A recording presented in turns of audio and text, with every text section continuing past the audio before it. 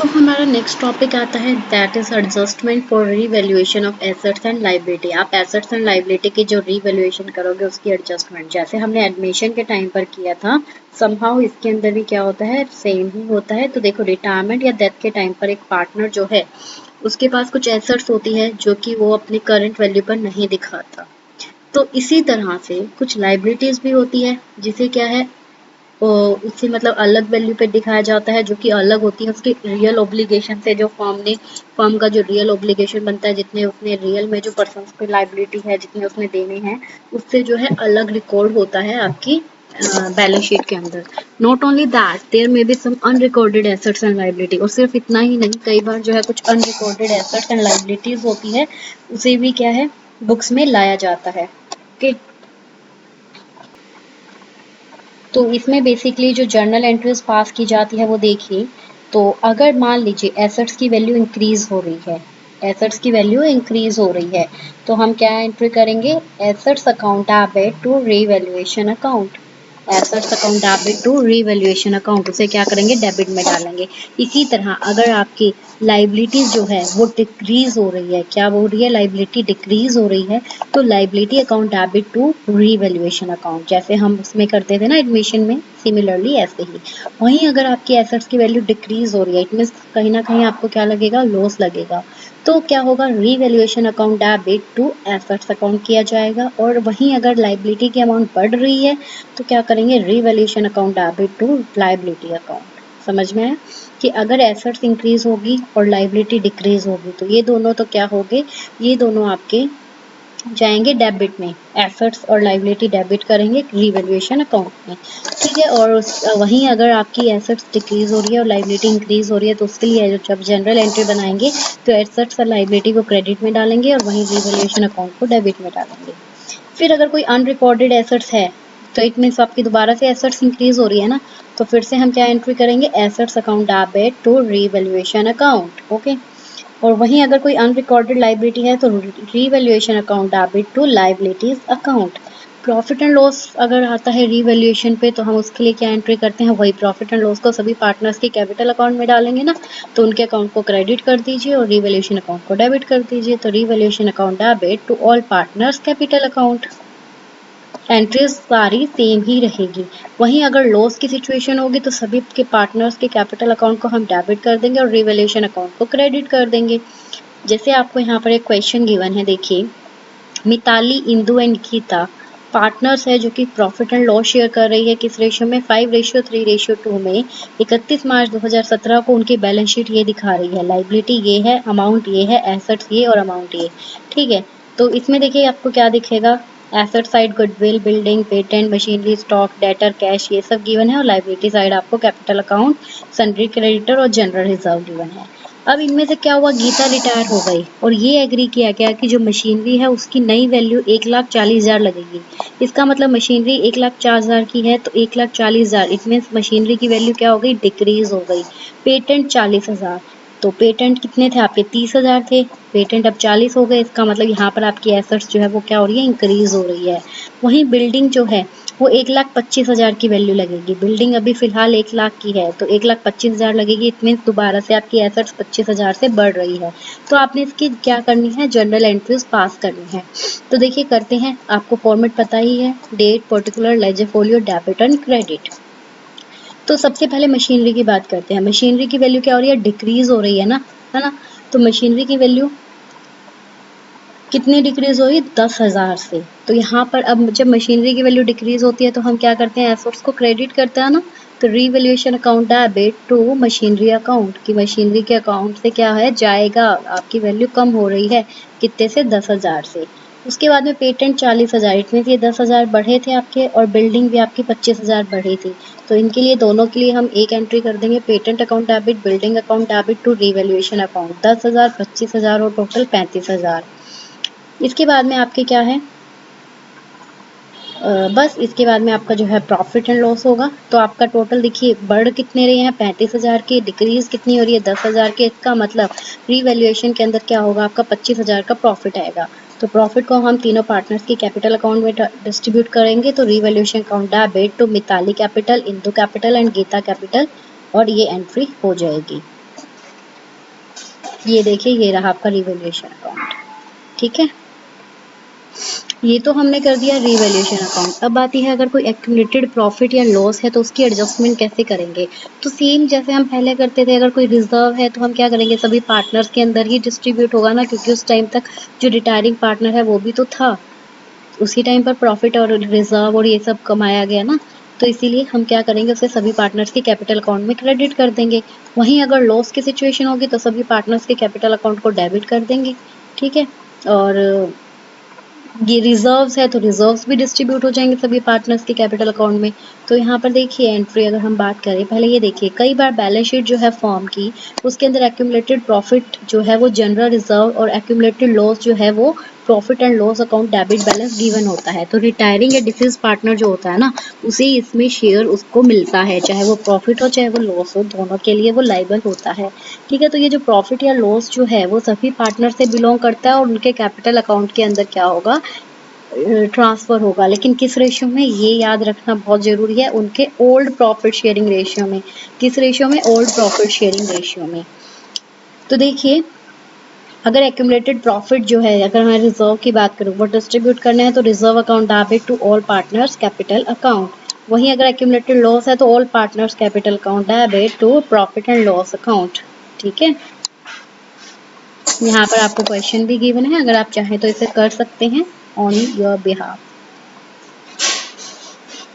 अब बात आती है, अगर पार्टनर साल के बीच में रिटायर हो जाता है तो अब क्या करेंगे। चलो, साल शुरू होने से पहले रिटायर हो गया, ठीक है, लेकिन बीच में रिटायर हो जाता है, तब कैसे हम उसकी ट्रीटमेंट करेंगे। तो नॉर्मली जो पार्टनर की रिटायरमेंट होती है, वैसे तो वो एंड में ही होती है अकाउंटिंग पीरियड के, बट कोई केस हो सकते हैं जब पार्टनर जो है वो डिसाइड कर लेता है कि मुझे तो साल के बीच में ही छोड़कर जाना है। इस सिचुएशन में जो क्लेम होगा ना, उसके अंदर वो इंक्लूड होगा प्रॉफिट और लॉस का, इंटरेस्ट ऑन कैपिटल का, इंटरेस्ट ऑन ड्राइंग का, from the date of last balance sheet to the date of retirement. कहने का मतलब क्या है कि उस केस में अगर बीच में रिटायर होता है तो उस केस में जो पार्टनर रिटायर हो रहा है वो क्लेम कर सकता है अपने प्रॉफिट एंड लॉस के लिए, interest on capital, interest on drawing के लिए। लेकिन किस डेट से लेके किस डेट तक, जो लास्ट बैलेंस शीट जो बनी थी ना, उस डेट से लेके उसके रिटायरमेंट तक की डेट का जो है ना, उसके लिए जो है वो क्या कर सकता है, शेयर्स में क्लेम कर सकता है। इसलिए अब मेन प्रॉब्लम ये आती है कि प्रॉफिट की कैलकुलेशन जो है वो आपको बीच में ही करनी पड़ेगी, मतलब लास्ट बैलेंस शीट की डेट से लेके रिटायरमेंट तक की डेट की करनी पड़ेगी। ठीक है, तो इसको एक एग्जांपल से हम समझने की कोशिश करते हैं। देखिए, मायरा, शबनम एंड विपुल पार्टनर्स है एक फर्म के अंदर, जो कि प्रॉफिट शेयर कर रहे हैं 5:4:1 किस for the year ended March 31st 2019। March 31st 2019 year ended के लिए 1,00,000 रुपए, ठीक है, जो कि वो 5:4:1 में डिस्ट्रीब्यूट करेंगे। अब विपुल डिसाइड करता है कि वो रिटायर होगा कब, जून 30 2019 को। ठीक है, तो न्यू प्रॉफिट शेयरिंग रेशियो जो है वो फर्म का क्या होगा, 1:1 होगा।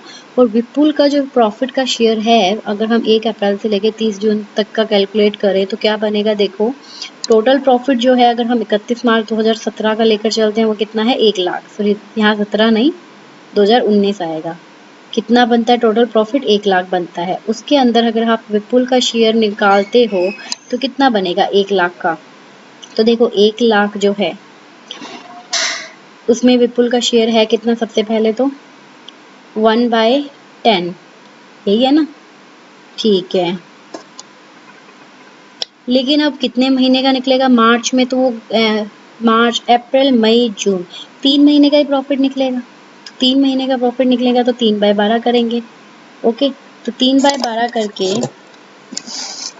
अगर हम इसका प्रॉफिट निकालते हैं, 10 का कितना बनता है, 10,000। कितना बनेगा उसका प्रॉफिट, 10,000। तो इसके अगर जर्नल एंट्रीज अगर हमें रिकॉर्ड करनी होगी तो हम क्या करेंगे, profit and loss suspense account to Vipul capital 10,000। Okay,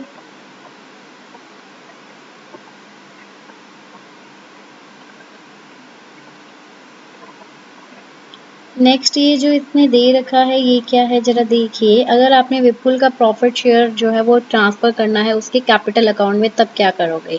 अगर मान लीजिए विपुल का जो प्रॉफिट का शेयर है उसको कैलकुलेट किया है आपने average profit of the last 3 year के बेस पे, जो कि कितने थे एवरेज प्रॉफिट, 1,36,000 था 2016 से 17 का, 1,54,000 2017 से 18 और 1,00,000 2018 से 19। तो विपुल का जो शेयर ऑफ प्रॉफिट जो है अप्रैल 7 2019 से लेके जून 30 2019 तक का, उसको आप कैलकुलेट करोगे एवरेज प्रॉफिट बेस पर। तो वही आपको जो पहले सिखाया था गुडविल के चैप्टर में कि एवरेज प्रॉफिट कैसे निकालना है, सभी सालों के प्रॉफिट को ऐड करके उसको नंबर ऑफ ईयर परचेज से डिवाइड कर देंगे, तो आपका जो है कितना आ जाएगा टोटल 1,30,000।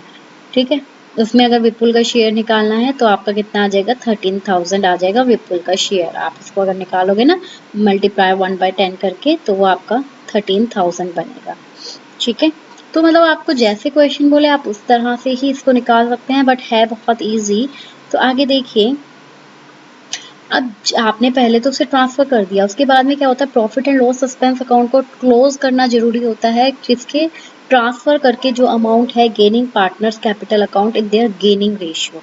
कहने का मतलब क्या है, प्रॉफिट एंड लॉस अकाउंट जो हमने ओपन किया था उसको जो है क्लोज करना बहुत जरूरी होता है। तो हम क्या करते हैं, जो पार्टनर गेनिंग पार्टनर है, मतलब कहने का मतलब क्या है, जो पार्टनर रह जाएंगे जो फर्म को कंटिन्यू करेंगे, उसके अंदर उनके गेनिंग रेशियो के अंदर उसको ट्रांसफर किया जाता है। तो देखिए, gaining partners capital account to profit and loss suspense account, जो एंट्री हमने पहले की थी उसकी रिवर्स हम जो है यहाँ कर देते हैं।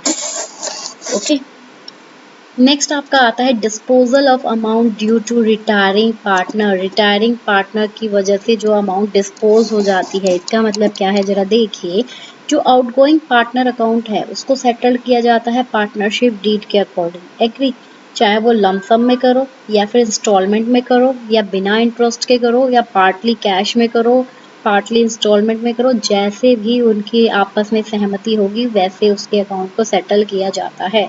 अगर कोई एग्रीमेंट नहीं है, एग्रीमेंट के एब्सेंस में सेक्शन 37 जो है इंडियन पार्टनरशिप एक्ट 1932 वो अप्लाई होगा इस पे। और वो क्या कहता है कि जो आउटगोइंग पार्टनर होगा ना, उसके पास ऑप्शन होता है कि वो 6% पर एनम का इंटरेस्ट जो है वो लेगा till the date of payment or such share of profit which has been earned with her money। मतलब उसने क्या बोला कि उसकी पेमेंट की तक की डेट को लेकर चलेंगे, या फिर उसका जो प्रॉफिट का शेयर बनता है जो उसने उस टाइम तक कमाया है जितनी मनी, उसका 6% इंटरेस्ट जो है वो उसका बनता ही बनता है।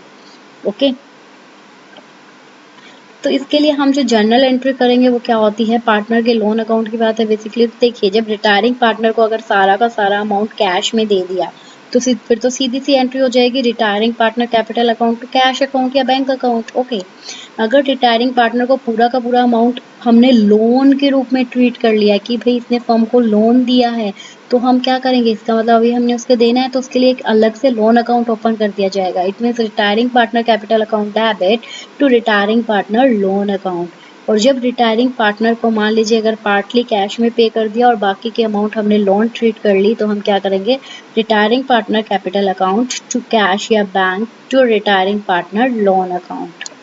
ठीक है, फिर बाद में आता है अब लोन की सेटलमेंट करनी है, चाहे आप इंस्टॉलमेंट में करो या इंटरेस्ट और प्रिंसिपल एक साथ करो। तो देखिए, अगर इंटरेस्ट देंगे लोन के ऊपर तो उसकी एंट्री क्या करते हैं, interest account debit to retiring partner loan account. क्या करते हैं, interest account debit to retiring partner loan account. और वहीं इंस्टॉलमेंट की पेमेंट के लिए हम क्या करते हैं, retiring partner loan account to cash या बैंक। कैश से कर रहे हो तो कैश, और अगर चेक दे रहे हो तो बैंक। इजी है, बहुत इजी है, बस समझने की देर है।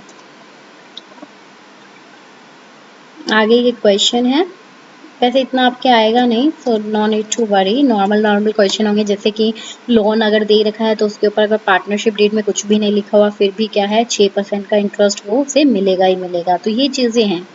तो देखिए, ये आपको ध्यान रखना है कि अकाउंटिंग ट्रीटमेंट जो होगा डिस्पोज करने के लिए जो अमाउंट रिटायरिंग पार्टनर की रहती है या डिसीज पार्टनर की रहती है वो सिमिलर होगी किसके, with the difference that in case of death of A partner, जो अगर पार्टनर की डेथ हो जाती है तो उस केस में भी यही चीज़ होगी, जो अमाउंट उसे क्रेडिट किया जाएगा बस वो क्या है, वो ट्रांसफर हो जाएगा उसके एग्जीक्यूटर अकाउंट में। किसमें, एग्जीक्यूटर। एग्जीक्यूटर मतलब जो भी उसका लीगल हायर होगा, जो भी उसका एग्जीक्यूटर होगा, जो उसका नॉमिनी लगा सकते हो, और पेमेंट सारी उससे की जाएगी।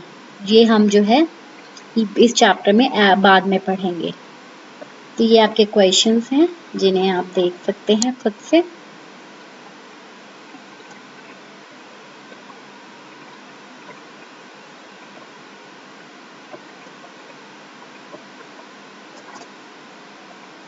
नेक्स्ट, अब आती है पार्टनर्स के कैपिटल अकाउंट को एडजस्ट करना है। तो देखिए रिटायरमेंट या डेथ के टाइम पर जो बाकी के पार्टनर बच जाते हैं वो डिसाइड करते हैं कि वो अपनी कैपिटल कंट्रीब्यूशन को एडजस्ट कर ले अपने प्रॉफिट शेयरिंग रेशियो में।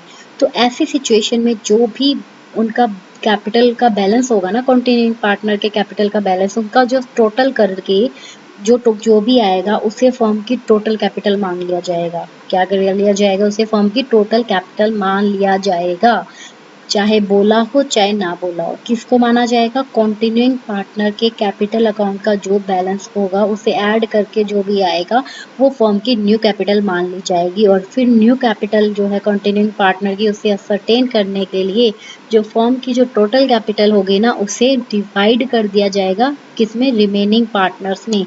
कैसे? उनके न्यू प्रॉफिट शेयरिंग रेशियो के बेस पे। और अगर कोई भी एक्सेस मतलब कोई ज़्यादा अमाउंट आ रही है किसी पार्टनर के हिस्से में या कोई पर कमी आ रही है कैपिटल अकाउंट में, तो उसके ऊपर वर्क किया जाएगा और उसको सेटल किया जाएगा। अब आप बोलोगे मैम क्या बोल रहे हो, कुछ नहीं समझ में आ रहा। जब ये अभी इसके लिए एक क्वेश्चन करवाऊंगी तभी समझ में आएगा। इसकी अगर हम एंट्री देख लेते हैं, अगर एक्सेस अमाउंट होती है तो उसको हम क्या करते हैं, वो पार्टनर के अकाउंट से हम निकलवा लेते हैं। ज़्यादा क्यों देना किसी को, है ना। तो partner capital account debit to cash या बैंक। और अगर कैपिटल की अमाउंट जो है वो पार्टनर्स के द्वारा लाई जाती है तो cash bank to partners capital account. जैसे कि ये क्वेश्चन देखिए ज़रा, मोहित, नीरज एंड सोहन पार्टनर है एक फर्म के अंदर जो कि प्रॉफिट एंड लॉस शेयर कर रहे हैं 2:1:1 में। नीरज रिटायर हो जाता है और मोहित एंड सोहन डिसाइड करते हैं कि जो कैपिटल होगी नई फर्म की वो 1,20,000 होगी। तो कैपिटल अकाउंट जो है मोहित एंड सोहन का वो क्रेडिट बैलेंस दिखा रहा है 82,000 एंड 41,000 सारी एडजस्टमेंट करने के बाद में। तो आपको एक्चुअल कैश बताना है कितना पे ऑफ किया जाएगा या कितना लाया जाएगा कंटिन्यूइंग पार्टनर के द्वारा फर्म में। मतलब अगर कोई कमी आ रही है, जो 1,20,000 उन्होंने फिक्स की है न्यू फर्म की कैपिटल, तो उनको जो उनकी एक्चुअल कैपिटल है उसको कैलकुलेट करके ये डिसाइड किया जाएगा कि उन्हें लाने की ज़रूरत है या नहीं है ज़रूरत। तो देखिए निकाल लेते हैं। न्यू रेशियो के बेस पे अगर हम न्यू कैपिटल की बात करें, ठीक है, तो कितनी बनती है? 1,20,000 इन्होंने फिक्स की, तो 1,20,000 और उनका न्यू रेशियो क्या है? 2:1 होगा क्योंकि ये बीच वाला बंदा तो गया। तो 2:1 के हिसाब से अगर हम देखते हैं तो उनकी कैपिटल बनती है जी 80,000 और 40,000 दोनों पार्टनर्स की, राइट। और उनकी जो एग्जिस्टिंग कैपिटल है वो कितनी है आपकी? 82,000 और 41,000 गिवन है। तो अगर हम इनका देखें तो यहाँ पर देखो, इसका मतलब ये जो मोहित है इसके पास 2,000 रुपये ज़्यादा है, तो हमें ये क्या करने पड़ेंगे, ये इससे निकलवाने पड़ेंगे। और इसके पास 1,000 रुपये ज़्यादा है, तो ये तो मतलब कैश जो है वो क्या है, पेड ऑफ होगा 2,000 और इसका 1,000। तो इसके लिए हम एंट्री क्या करेंगे, अभी हम इनसे निकलवाने हैं तो इनके अकाउंट को डेबिट करेंगे। तो मोहित का कैपिटल अकाउंट, सोहन का कैपिटल अकाउंट टू कैश कितना, 2,000, 1,000 और टोटल 3,000। अब आया समझ में ये एक्सेस और डेफिशिएंसी वाला केस। तो ये था आपका एडजस्टमेंट करना उनकी कैपिटल को।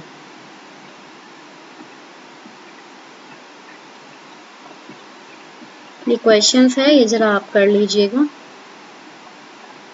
इसके बाद में अब जो नेक्स्ट टॉपिक आता है that is the death of a partner.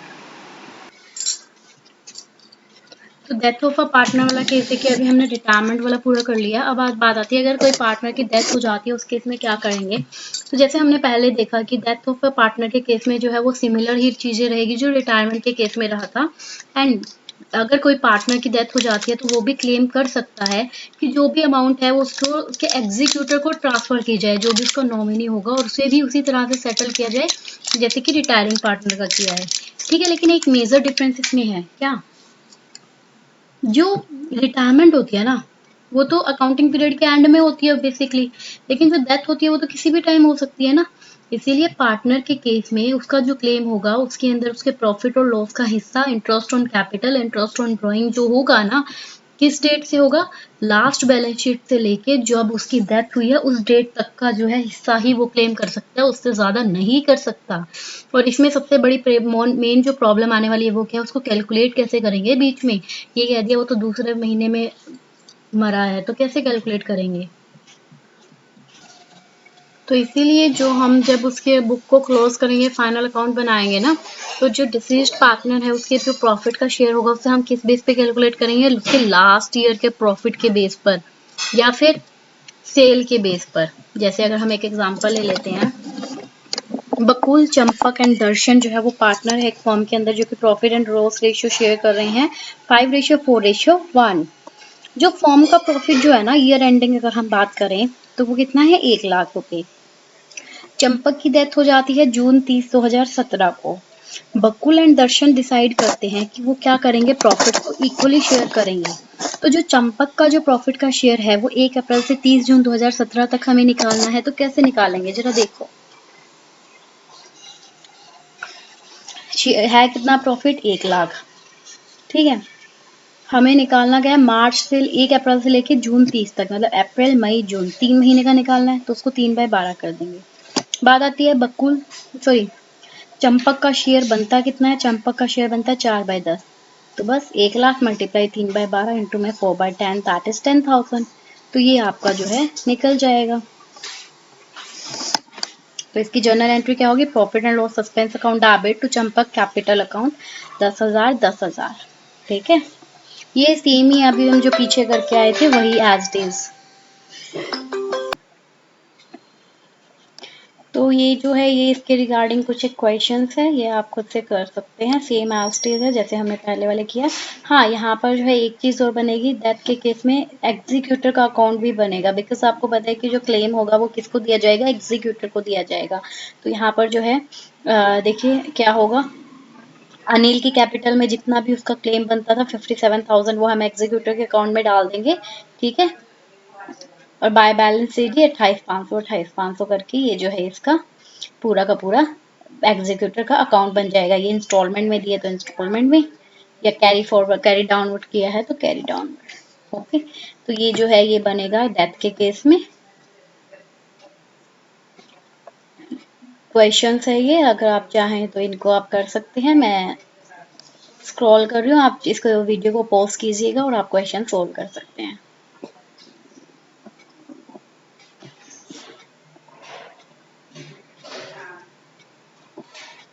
सो ये था आपका कंप्लीट चैप्टर, ये हमने इसके अंदर रिटायरमेंट एंड डेथ वाला पूरा जो है चैप्टर कंप्लीट कर लिया।